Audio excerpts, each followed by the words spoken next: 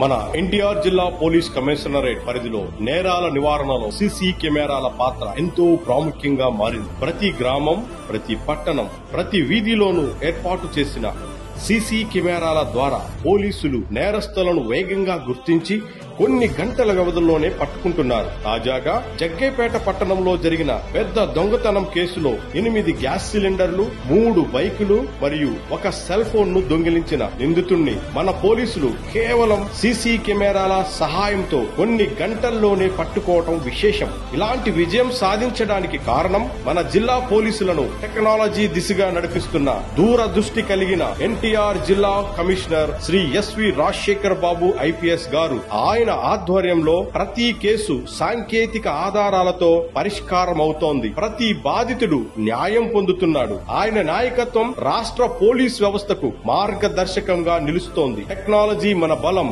న్యాయం మన లక్ష్యం అనే నినాదంతో ఎన్టీఆర్ జిల్లా పోలీసులు ప్రజల భద్రత కోసం నిరంతరం కృషి చేస్తున్నారు.